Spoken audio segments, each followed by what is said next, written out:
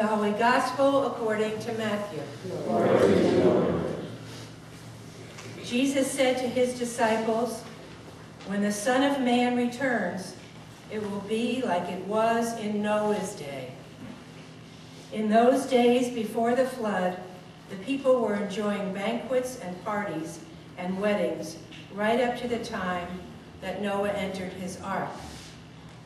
People didn't realize what was going to happen until the flood came and swept them all away.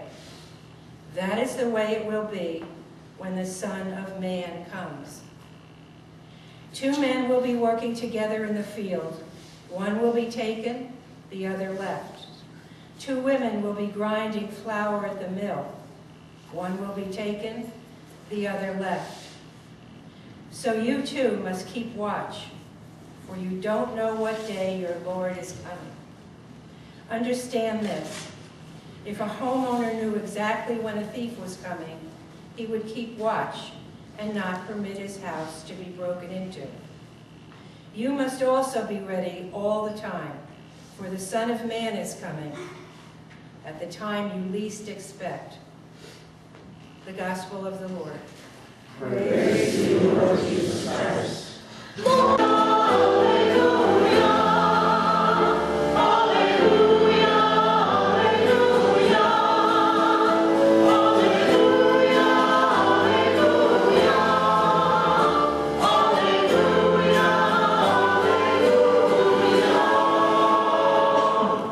You may be seated.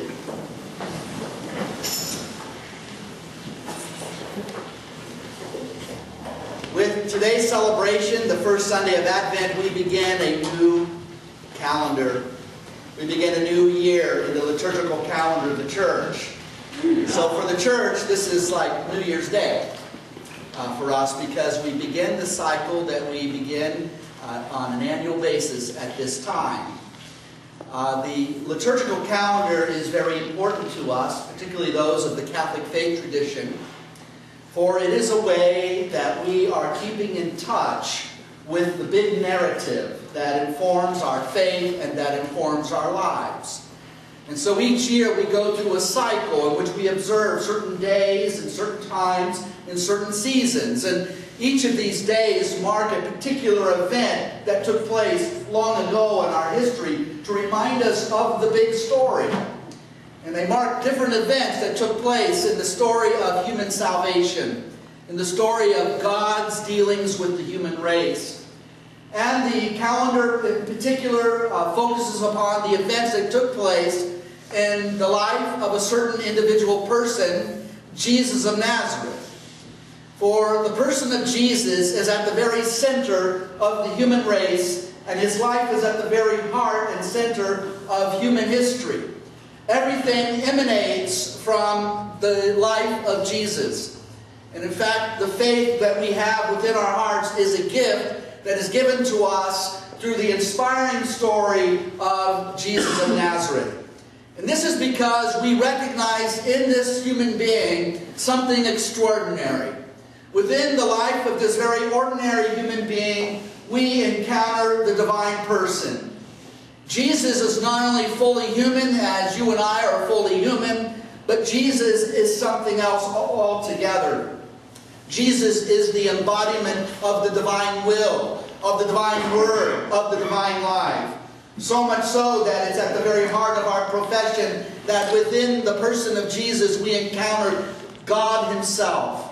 Jesus is the image of the invisible God. And this is the gospel that we proclaim.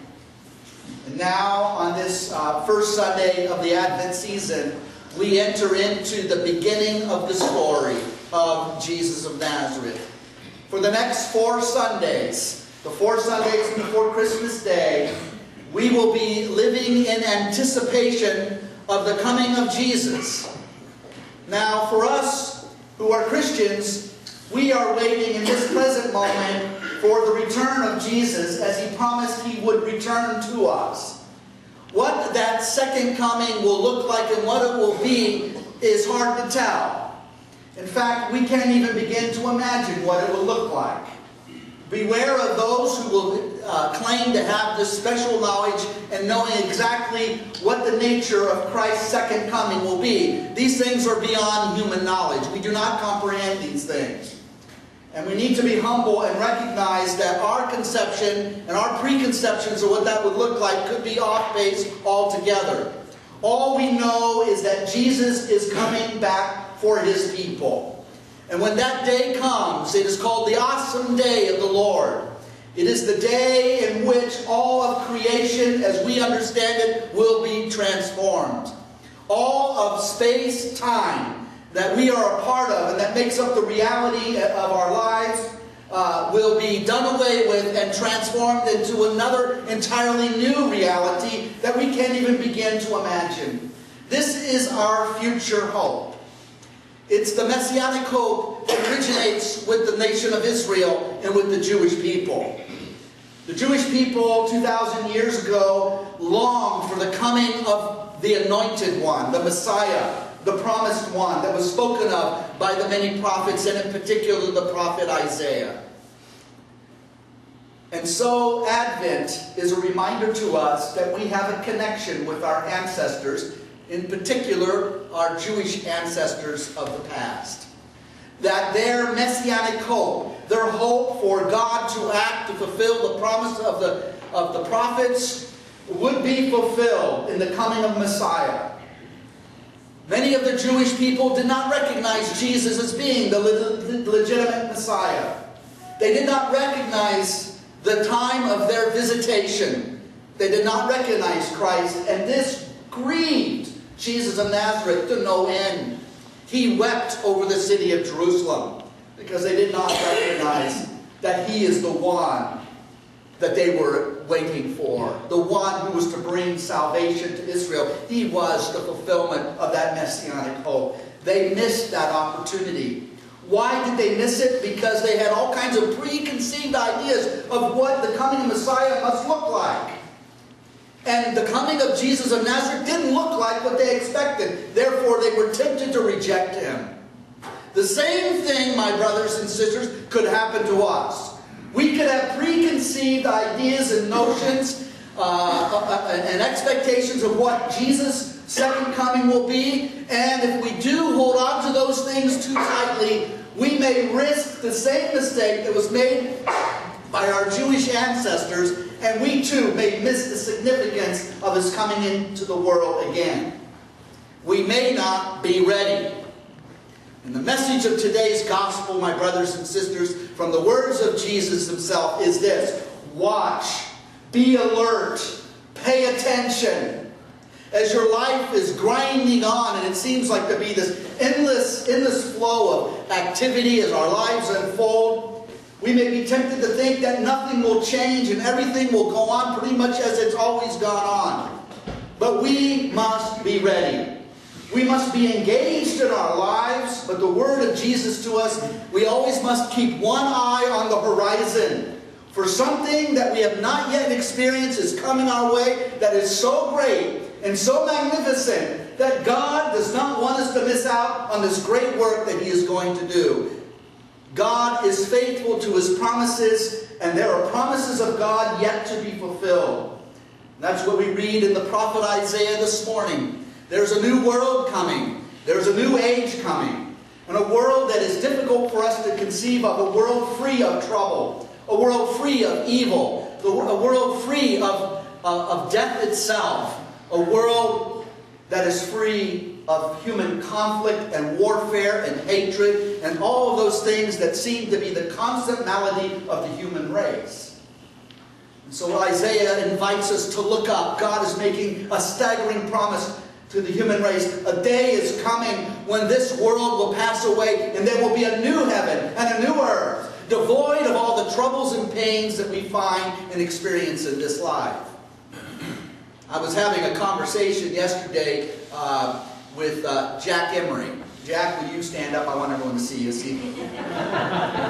He's a short little guy. Anyway, Jack, you can sit down.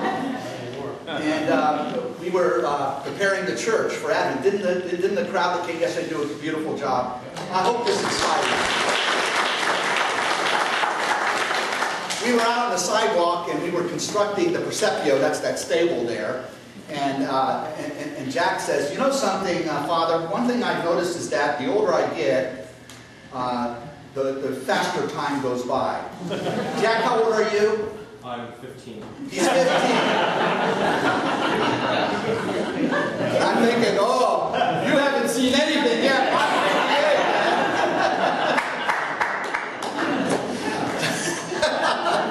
58. So time just seems to rush by so very quickly. And what's that you want to say to me? That was me. Oh, that was you that said that. Oh, okay. That's another thing you can anticipate when you get to be my age. A lot more confusion in the mind. Yeah. And the older I get, the more I realize how brief life is, how fragile life is. And the more we go on with this thing called life, which is filled with great adventure and excitement. I remember being your age, Jack, 15. I was so filled with great excitement and energy and looking forward to my future. In fact, I was so looking forward to my future, I couldn't stand waiting. And the thing is, the season of Advent is the season that emphasizes the spirituality of waiting. Did you know there was a spirituality of waiting? You know, I have children. I have 5 of them. And one thing I've learned from children is that, I hate to say this, but I'm going to say it because it's true. They have absolutely no patience in the world. They want it, and they want it now. And I seem to recall that was my experience when I was their age. And so we have forgotten the joy and the value of waiting. And the season of Advent is a season that reminds us of the spirituality of the joy of anticipation. Anticipation and waiting for something has its own kind of pleasure and joy, although it's a very subtle kind of pleasure.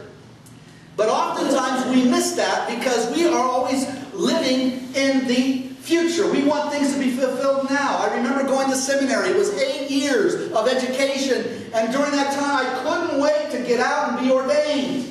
I couldn't get out of school fast enough, and now I look back on those days with a great deal of fondness, and I think, why didn't I just sit down and appreciate what I was experiencing at that time in my life? Life was so much easier then. I could have just enjoyed my formation, but no, I was focused on getting out of school as quickly as I can so I can get on with this thing called my life.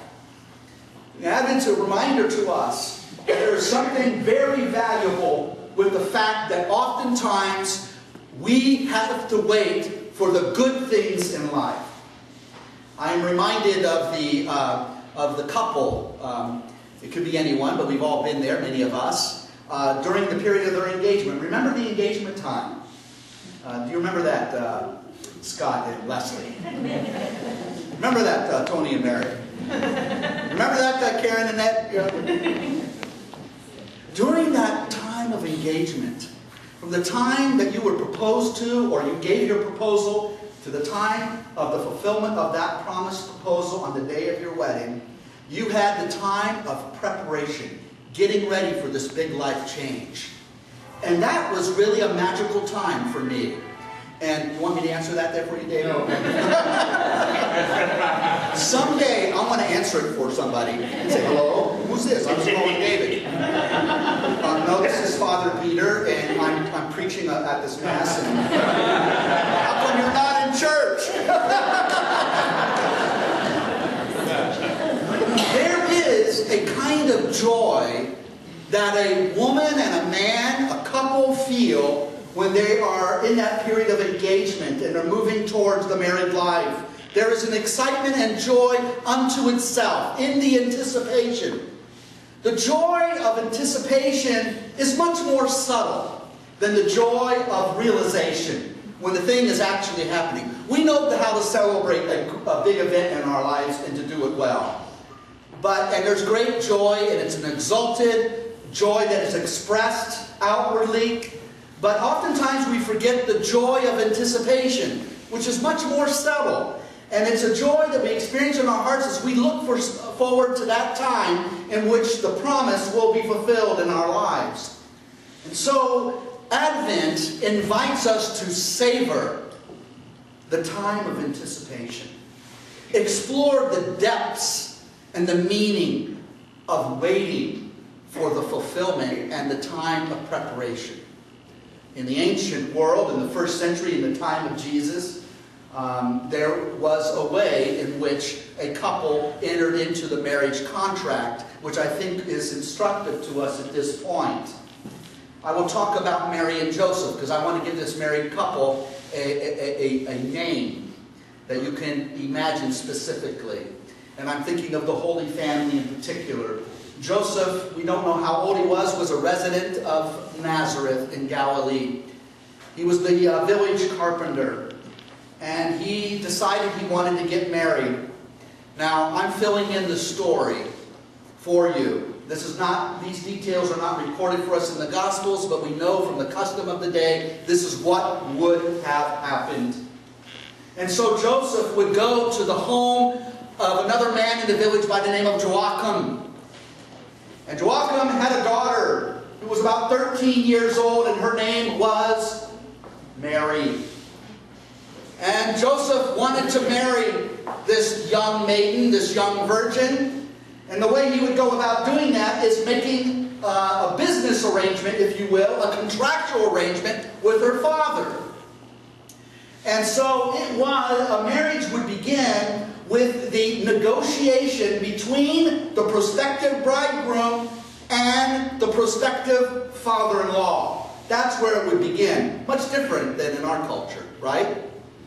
And so they would make all the arrangements and work out all the details, and this was taken very seriously. This was a contractual covenant relationship that involved not only the daughter of Joachim and Joseph the bridegroom, but involved both families. This was a big event and it had to be taken seriously.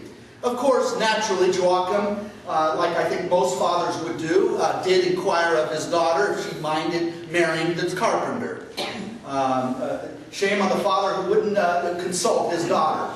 But she had very little to do with it. And after all the arrangements were made, a day would happen in which they would be betrothed. Betrothal is like being engaged, but you're like super engaged when you're betrothed.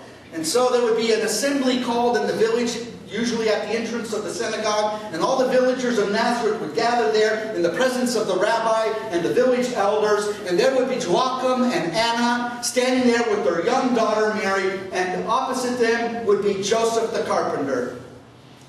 And then it would be announced publicly that this betrothal is now to take effect. The rabbi would bless the betrothal, and then it would be recognized by everyone that Joseph is the bridegroom and Mary is the bride, and now they are legally contracted into this marriage relationship. And after that was done, Joachim and Anna would go back to their home, and they would take Mary with them. And she would remain in the home of her parents until the day, which is unknown to them, no time to send out invitations, no time to register I was going to say Robinson's May, but that doesn't exist anymore. No time to register for gifts. And Joseph, what would he do between the betrothal and the time they would celebrate their wedding day? He would go to prepare a place for his bride. He would literally go and build a home, a dwelling for his bride. And no one knew how long it would take Joseph to finish the job. He certainly had the skills, but he had to call upon his friends to help him. He had to have money to buy the material and have the tools to build this home for Mary. No one knew exactly when the wedding day was to arrive, for it would come suddenly and unexpectedly. And at the household of Mary, where she lived with her parents, Mary would be engaged in the daily routines of daily life. Everything, it seems as though nothing had changed in her life. Everything was remaining the same. Even though she's betrothed, she's still a daughter of Joachim and Anna, living in their house, doing the duties and obligations that was required of her. And she had to wait. And it could have been weeks, it could have been months. Nonetheless, she had to wait. But she also had to be ready at all times, because no one would know when Joseph would finally finish the house, and he and his friends, along with the best man, would make a procession down through the village to the door of Joachim and Anna and knocked on the door and said, "I'm ready to take my bride." Do you recall the verse of Scripture which is recording the last words of Jesus when Jesus said, "Let not your hearts be troubled. You believe in God, believe also in me. I go to prepare a place for you. For in my Father's house there are many dwelling places." Why would I have told you I would go to prepare a place for you? I go to prepare a place for you, so that I will come back to you and take you unto myself, that where I am, you may be also. Jesus is using marriage language to express his relationship with the disciples, with the church, with you and me, by way of analogy. Jesus has gone away to prepare a place for us. But we are the bride of Christ. We collectively are the beloved community, and we are waiting in anticipation. And like Mary of old, we must continue to carry on in the daily routines of our life. But we should not carry on in such a way that we are not mindful of that which is yet to come. We must always keep one eye to the horizon. Though the night is long, and the darkness of the night is darkest before the dawn will yet come. And the message of Jesus for us today is he wants us to be ready. For when the bridegroom comes, it will happen suddenly. We'll be engaged in the regular stuff of our lives, and all of a sudden, everything as we've known it in this world will be utterly and completely changed. Mortality will be swallowed up by immortality. Death will be overcome by life, and there will be a new reality in which we live. This is something that we can hardly conceive of or even imagine. But this is in fulfillment of the vision of the prophets. We are called to be ready for what God's about to do. My brothers and sisters, yes, Jack and Matthew, time goes by fast. And it'll even go by faster. Now, Jack had a good explanation. He said, "Well, you know, Father, the reason why it goes by faster is because each year becomes less of a fraction of the totality of your life." I thought, that's wisdom. That's good. There's a preacher in that boy. And it is true. But one thing that Jack and Matthew will have to discover, as all the young people that are among us, is that life is hard.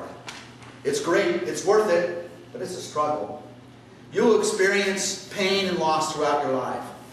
And we would be remiss if we didn't tell you, as you're older adults in your life, that it gets more difficult, and you look forward to this, and all you have is this life. You know that only suffering lies ahead. The older you get, the more you suffer. I know this to be a reality because right now we're in the process of moving, and I moved the piano at our house. I couldn't lift it into the truck, so I put it on a furniture dolly and had two of my sons, Matthew and Joey, assist me as we moved the piano down the street for 3 blocks, around the corner, into the next house we're going to rent. Do you remember that silent movie with Oliver Hardy and Stan Laurel? We were going downhill with that piano. And that movie came to my mind, thinking, if we lose this piano, it's going to continue on down the hill, and there goes the piano. I'm happy to say the piano got there, but I am feeling the result of it today. The pains in my body right now are indescribable. When I was younger, it wouldn't have bothered me. But now that I'm older, my life and my body are not able to perform in the same way, and I'm experiencing a great deal of pain and suffering. And the longer we live, the more pain and suffering we experience in life. My grandmother lived to be 103 years of age. She died in 2011. And I used to think, boy, living so long would be a great thing. Don't you want to have a long life? But my grandmother realized the downside of living a long life. She had to grieve loss after loss after loss. In fact, her entire generation was dead, and she was still alive. Not only that, but she outlived all of her 3 children. So for her, growing older meant more tragedy, more suffering of loss, more troubles. Life is filled with trouble. You would think that we would be overcome with utter despair and depression, because the promise of old age does not exist. It only gives you loss. The loss of your health, the loss of your home, the loss of your friends, the loss of your spouse. On and on I could go. But yet, the gospel gives us an astonishing promise, my brothers and sisters. The gospel of Jesus gives us hope. For Jesus says, "Where I am, you also will be." And so we are possessed with the optimism of faith, which in itself is a gift.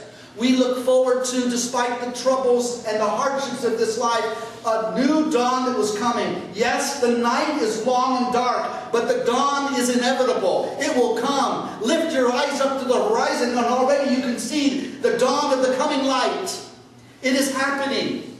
And the message of Jesus is, be ready. Pay attention. You don't want to miss out on what God is about to do. For where I am, you also may be. And this is the hope the gospel gives to us, because there is something beyond this life. This life is but a school, a preparation, a time of engagement, a time of betrothal, until our bridegroom comes and claims us for himself and takes us unto himself and shows you the place that he's been preparing for us all along. So the message of Advent, my brothers and sisters, is that yes, time goes quickly, but there is a reality that transcends space and time. A reality that we are invited even now to participate in. The reality that we can find no words to describe, so we say something like eternity, and we don't even know what that means. We never experienced eternity, and yet we have the ability, even in this liturgy, to come together in community, to enter into the mystery of eternity, and to take upon ourselves the food of immortality, which is the body and blood of Christ, to hear the word of the prophet speak to us, and to be renewed in faith, and to be prepared for that which God is about to do, which is so fantastic and so beyond anything that we could ever hope to or even imagine. This is the call of the gospel upon our lives. It's transformative. We have something to look forward to.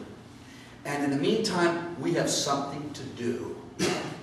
Let us carry out our lives living humbly, living in faith, living in hope. And my brothers and sisters, most of all, let us live and share what God has given to us in the spirit of divine love. Because that is the commodity of eternity. That is our future destiny, and we are called in this Advent season to live in anticipation to what God is doing. So, my brothers and sisters, let us rise together on this first Sunday of Advent. Let us bless our Advent wreath that marks the time until the fulfillment of God's Word.